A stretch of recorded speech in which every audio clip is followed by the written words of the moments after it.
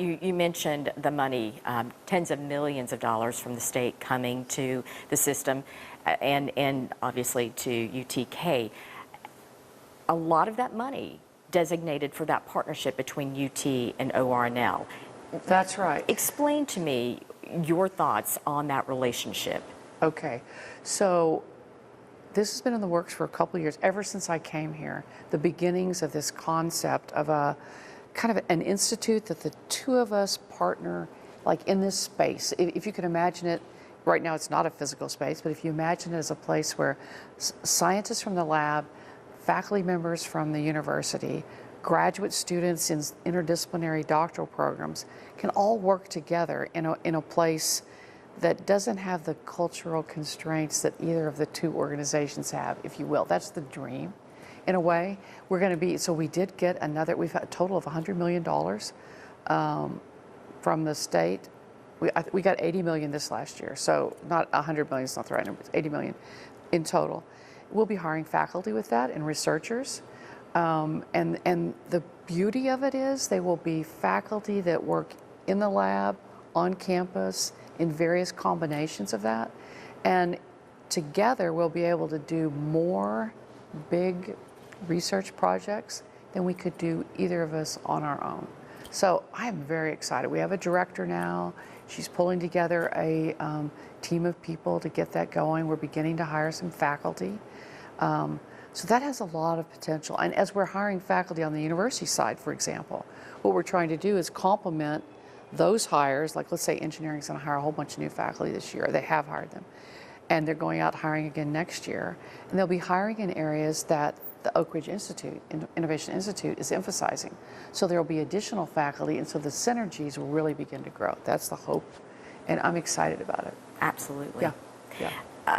Millions more going to the Institute for American Civics, which will be connected to the Baker Center. Yes. This a dream of the governor. Yes. Explain what this is and how it will impact the university and the students. I am excited about this, and actually I've spent a lot of time, so as the president and the executive director of the Baker Center this summer, beginning to think about how this can look. And one of the things we have been working on is proposing a list of people to be the first board of fellows. So there's supposed to be 13 fellows. Almost all of them are supposed to have an academic relationship with some university. So the governor will also be looking at that list. So we've been working on trying to find the right set of people that can help us do this. And the way Randy and I talk about it a lot is we face two crises in this country right now. We have a crisis in civil discourse. People no longer know how to talk to each other when we disagree passionately. The founders of this country had the same kind of disagreements, but they found a way to compromise and work things out. So one of the principles and the guiding philosophies of this institute is to train students and community members, faculty members, on how to engage with each other respectfully when we disagree. The second part of it is really teaching the fundamentals of democracy.